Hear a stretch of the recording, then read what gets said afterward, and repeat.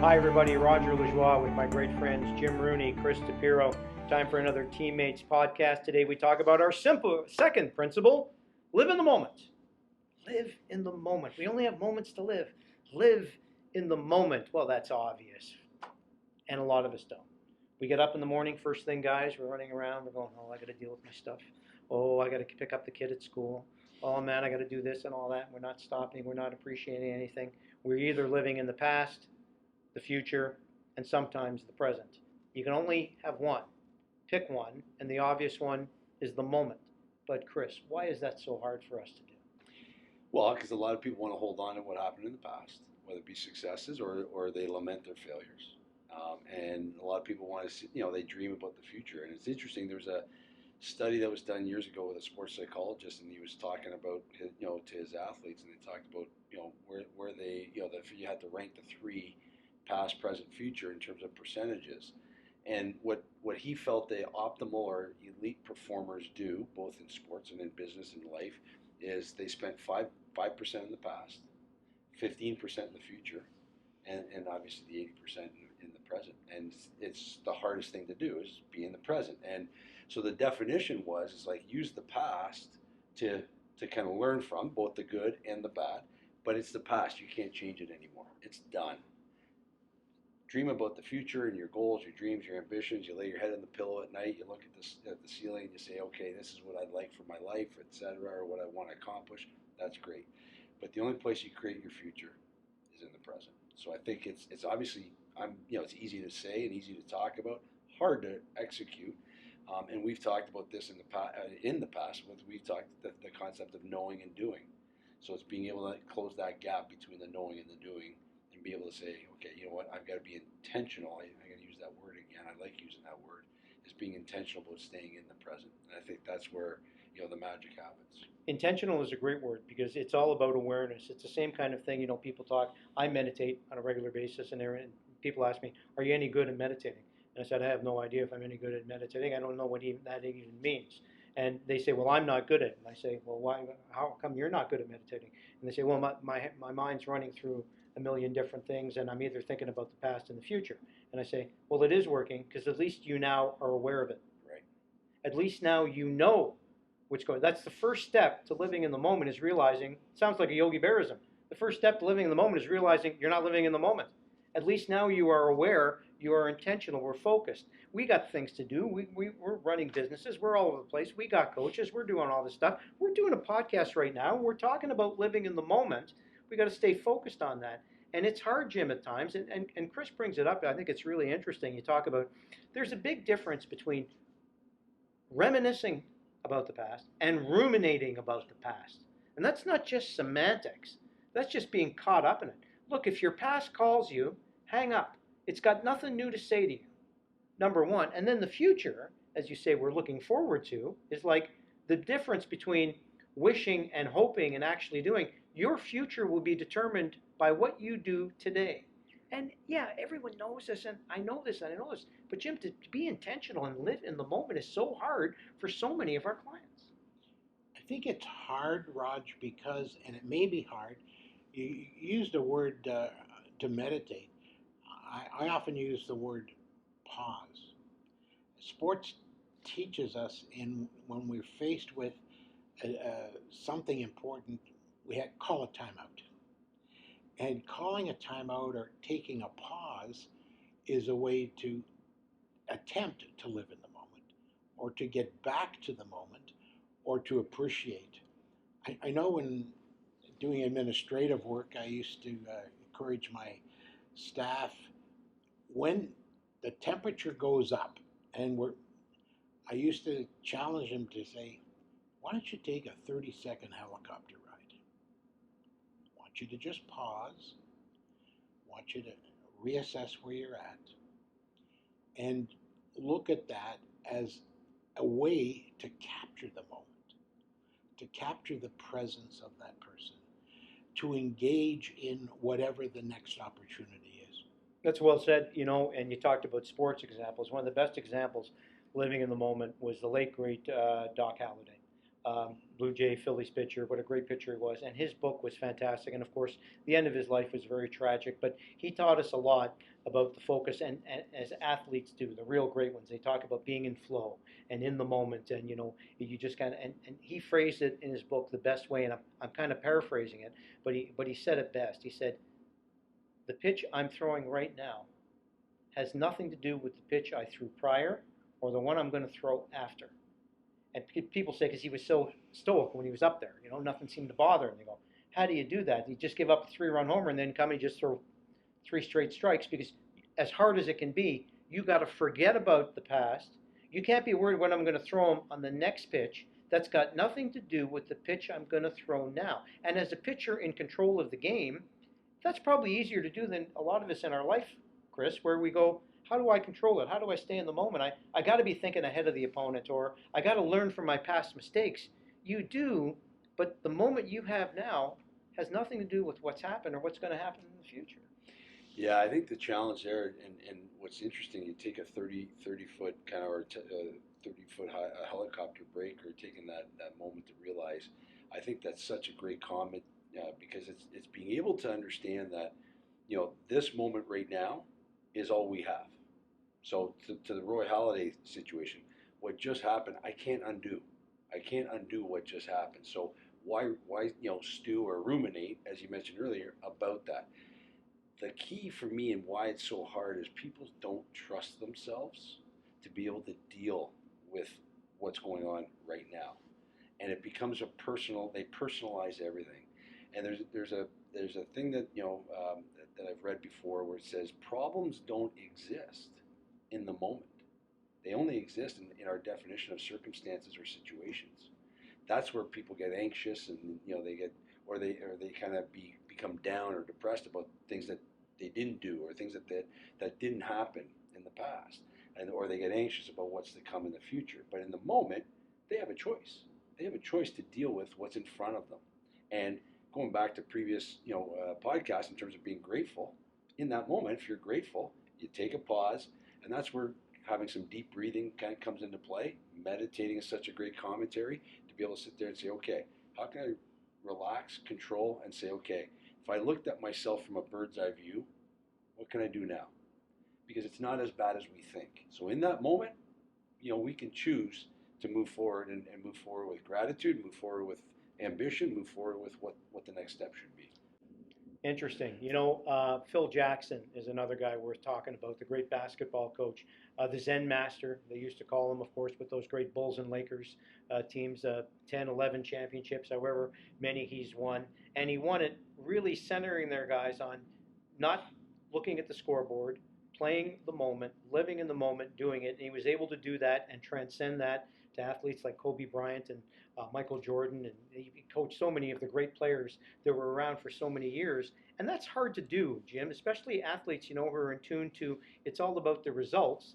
But John Wooden was another coach who back in the day said, do the effort and the score looks after itself. And that means do what you have to do in this moment and the rest of it comes through. But that's hard for us on a day-to-day basis. I think it can be.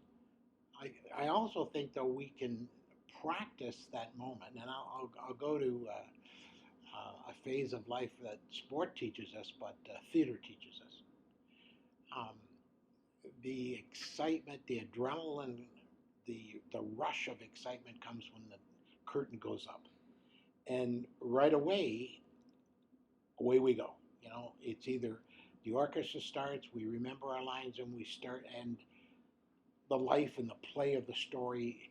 It's like opening a book and reading the first page, and right away, good authors capture our imagination, get our attention, and draw us in.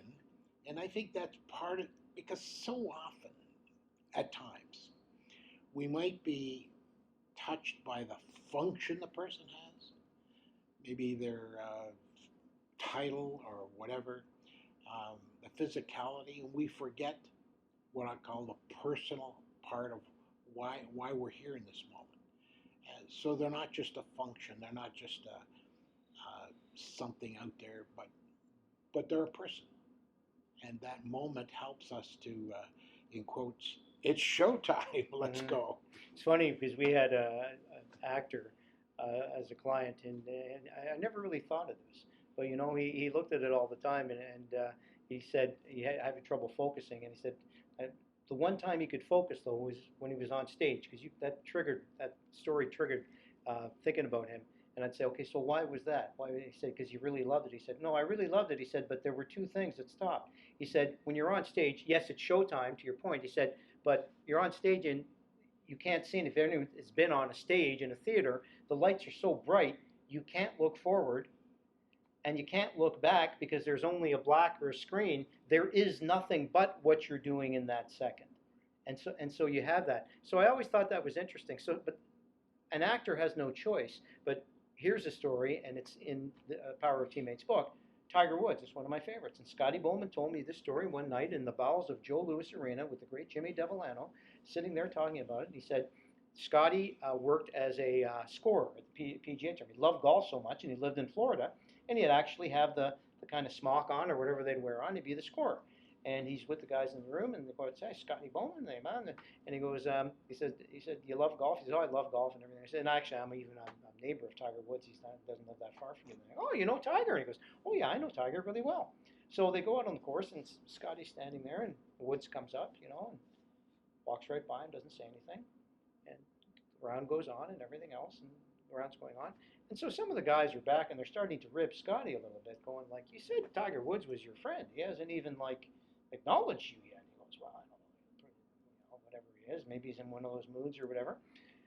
End of the round, they get into the clubhouse. Tiger sits, signs a scorecard, turns around, looks around, goes, "Scotty Bowman, what are you doing here? Scotty Bowman, what is that? And Scotty said to me and Jimmy in the story, "Roger, he walked by me 15, 20 times. And it wasn't that he was being rude. He did not see me. He did not see me until the round was over. That's living in the moment. That's focus. We talked in a previous podcast. You like the word intention. That's what makes those guys great. Nothing exists except, back to Doc Halliday, except the pitch you're throwing now. Same thing with Tiger Woods. How you develop that toughness is a tough thing to do. But Dips, as a coach, the great athletes all have it. Yeah, and you know what's the great athletes have it, and how they achieve it or attain it. Especially at younger ages, I don't know in terms of that. Can it be developed? 100% it can be developed. The challenge is some people don't think it can be, and they look at they look at Tiger Woods or they look at Roy Halladay. They think about those guys as being great Hall of Fame pitchers and the best golfer of all time, and they don't think that they can have that same focus or that same kind of intentionality of being in the moment, but they can. Anybody can have that, and it starts literally with just being able to focus on what you want today. What do you want right now? And too many people, I think, focus on what they don't want. And if they focus on what they don't want, it makes them feel better because then they don't have to work towards what they want. I think that's where there's the challenge. So it goes back to what I said earlier about the knowing and the doing gap. And so a lot of people know what to do, but are you willing to do what you need to do? And that's where the difference lies. So I think I would love to challenge people to be able to stay focused in what you want. And really, your actions will define and determine if that's really what you want or what you say you want. I had a client once, Jim, and I was talking to her, and she said, "Well, you guys talk about live in the moment, live in the moment." I said, "Yes, it's the number two principle. It's that important." She goes, "Well, I live in the moment, and but now you're telling me, I have to start planning for my career and all the other principles we're talking, because all principles do tie in. That's why it's so complicated, guys. If there was one easy way to do it, we could just show somebody something in 5 minutes and it's on." And I said, "Explain to me why you have trouble then living in the moment." It's like, "Oh no, I live in the moment all the time, but I'm not paying attention to my career because I'm focused on living in the moment." I said, "Here's a great use of your time in this moment. Use your moments to plan for your future." Again, it's not an either or. Living in the moment doesn't just mean let's just do whatever we want. No, living in the moment is I'm talking to you now in this podcast. I'm asking you your opinion on this. I'm focused on this. That's what living in the moment is. Not I'm thinking, what am I going to do in the next podcast? What am I going to do next week? I got some clients I got to speak to. I'm sticking with this as best I can. And she did not realize that by living in the moment isn't just necessarily forgetting about the future or not learning from your past, because those things are all important, but what it is you're doing this second. And yes, use the moment to plan for your future, whatever, but be fully engaged. So it isn't just, oh, I'm living and let's just breathe and we're so happy we're alive. It's no, I'm talking to you now, Jim, and I want to hear your response. That's what it's all about. And some people confuse it, the topic that way. Do you think they confuse it because they're living out of your expectations for them as opposed to their own It's expectations? very possible. Very possible. I often wonder when you work with adults and adolescents, so much of it can stem, and you're in a challenging teaching role, about the confidence they bring to the, and the word confidence comes with faith, like the belief you have in the moment or the moments, and what crayon we take out to color it. Do we want to color it bright yellow? Is it going to be green, full of hope, or is it going to be dull and gray? And that's where I think the individual makes a significant impact on what that moment is. Yeah. It's either going to be, hey, this is a good time, or, oh, man. I used to always challenge the staff. There's only one question. When you come to work, put your hand on the door handle and I'm going to challenge you to ask yourself one question. How can I help? And if you can't answer, I want to help these students, please go home. Because they need you every day to be in the moment. Be present. To be present, to acknowledge them, to encourage them, to challenge them, to correct them, to discipline them, to do all of those critical life elements that's going to be good for them. So I'd ask, when you come to work, how can I help? That's a great thing to do, and that's a great lesson for anybody. It's, there are a lot of stories we've used in the Power of Teammates books, and a lot of stories you do to emphasize these kind of points. This one's not in our book, but it always made me smile as there was a monk in training, and the senior monk is waiting for him, and it's all about being aware and being focused and in the moment and living, and that's a principle of Buddhism. And he comes in, and he was in learning for 3 years at the monastery, and he was ready because he was now going to meet the master, and he's going to have to, but he was ready. He was all planned, he was ready, he was focused, and I am focused, and I live in the moment, and I am aware, and I'm observant of everything. And he walks in, and the guy says, I'm ready to speak to you, master. And he goes, I only have one question. He says, what is that question? He said, when you came in the door, was the plant on the left side of the fence or the right side? And the monk immediately leaves the room and spends 3 more years studying. In other words, it's like you have not mastered it until you actually are aware and are understanding. Same thing. So we're doing at night. You're doing the dishes. Why are you doing the dishes? Because the kids want to watch the movie. So I got to hurry and finish to do the dishes. Then we'll watch the movie. Then we're going to watch a movie, but then I got to put the kids to bed. I'm going to get to bed. When I get them into bed, then I can finally just sit down with my wife and relax and have a little drink, and then I can get to bed, and your day can go over. You're missing everything. If you're not focused on the life, you miss so much, Dips. And I think that's a challenge. But that, again, we talked about in previous podcasts. It's a habit to be intentional of focused on the minute. We're talking now, and now it's your turn to speak. It's really, I think, like the idea of being able to do the work. And unfortunately, a lot of people they revert back to a comfort zone. And to your point of you kind of get in on this hamster wheel, and then you sit at night and have a drink, and then you do it again, and you're not really accomplishing anything. You're just this hub of activity versus being intentional about what we're doing in the moment. And I think the idea, to dovetail to Jim's point about how can I help, or if I can help these students, it's that the difference between success and significance. And I think if people choose to live a life of significance versus success, then they're in service to other people. But then to be in service to other people, you realize, again, as I said earlier, there are no problems in the present. You're just being able to stay as present as possible because I'm helping people. And I think that's what I like to use the word. I like to challenge people to challenge their thought process of success versus significance. And that's the big piece. I think when we start to think about success, it's all about me When it's significance, it's about others.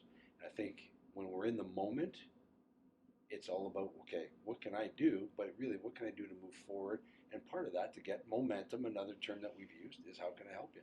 Yeah. How can I be of service? The laser focus is something, Jim. Chris has seen it, as of you being around athletes so much. I've seen it too. You see some guys who are out on the court or on the ice level, and there's just something to look in their eyes. You can see, and we've talked about that many times, Chris. It's just you look at them and you realize they're just not looking at what anyone else is. I mentioned that Tiger Woods story. Is like you are so absorbed in what it is you're doing, but you don't have to be a great athlete like Tiger Woods to be absorbed in what you're doing. You see, and there was the book Flow, of like we're all familiar with that work, and it was great. There's a certain, now you can't maintain it forever at that level, but there's a time where time stops. Everything stops. You are so dedicated towards that. That was what Phil Jackson was teaching.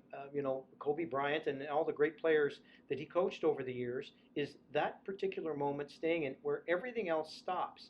And people think that's only reserved to athletes, and you touched on it. That's teachable. It is teachable. We can't teach the talent of a Kobe Bryant or a Michael Jordan. We can teach or try to develop a work ethic, but there's a certain amount of talent that comes with that. But you can teach the mental aspect. Nobody should be able to outwork you or outfocus you, if I can think that. And that's something on a daily basis. Pay attention to what it is you're doing now.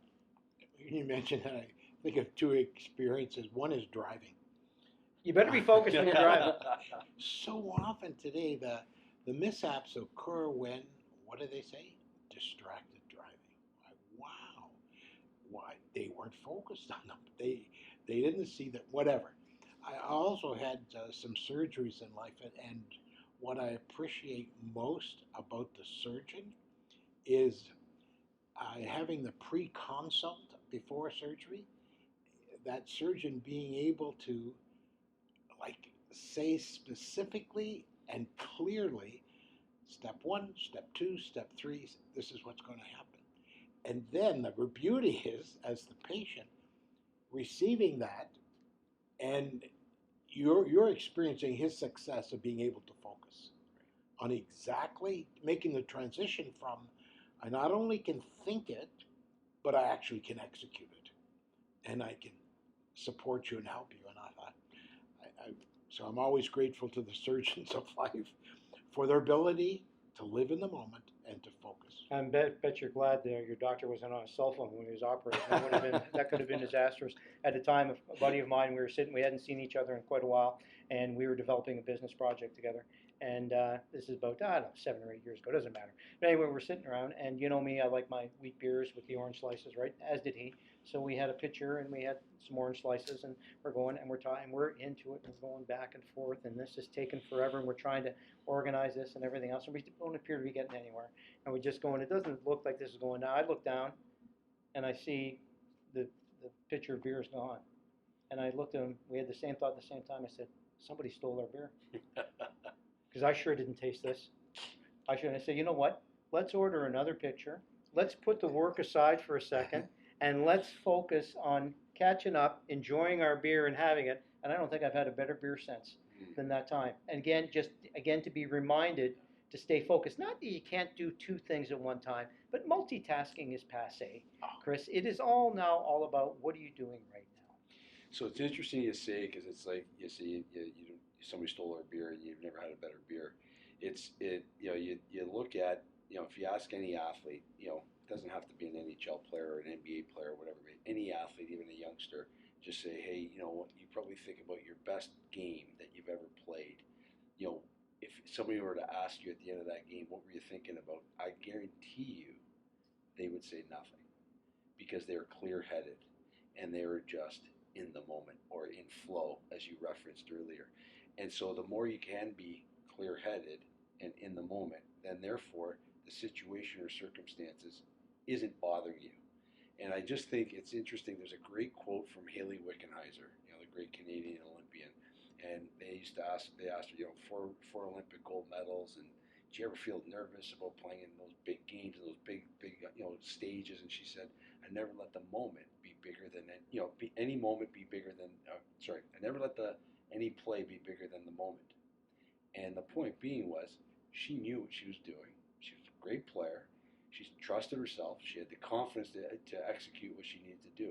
No different than Jim's example about driving, right? You're driving. You better trust the other drivers, but you got to be in the moment. And I think the commentary is that stay flow, stay clear-headed, and just trust yourself and let things go. Hope airline pilots are always in the moment. Heart surgeons, those kind of guys, they better be in the moment because they're trained to. And they do it because of the importance, obviously, of what they're doing and the focus of it. But if you want to develop that focus living in the moment, you don't have to be doing anything of significance. I tell you guys all the time, I take my steps, I do my walks all the time. That's when I do my best meditation. If they say, well, how do you take? I once walked 91,000 steps in a day. How did you do that? Well, first, I'm an idiot. But second of all, it's one step at a time. And so, well, how do you do it? It's one step at a time. I'm not thinking about anything else but the steps I'm doing. And you can't do it for all the walk. But the point being, it doesn't have to be anything of great degree of difficulty. Our clients want to know how. I'm buying what you guys are saying. How do I develop focus? You do it when you're washing the dishes, Jim, and wash the dishes. And pay attention to your hands and how they're feeling in the soap. And get your mind around, this is what I'm doing now. And I think having kids, and my grandson in particular, has taught me how to do that. I see Ethan, there's only Ethan. There's nothing else going on here, either past or present. And we can develop that too, Jim. And when I see a photo of you reading to Ethan, that's a precious moment. In the zone that day. And those precious moments, the irony is, our kids or grandkids remember them. And, as parents, our kids will give you that feedback, and your grandkids will. And they know how important it is for you to be in that moment. You know what they also know? They already know how to live in the moment. Stick around, watch kids, folks. If you're lucky enough to have a grandchild or a young kid, they understand to live in the moment. They don't know anything else. They're not thinking about yesterday or tomorrow. They're living in the moment. Don't let anybody steal your beer. Our second principle is live in the moment. We only have moments to live. Hope you enjoyed our podcast. We'll talk to you again soon. We appreciate you.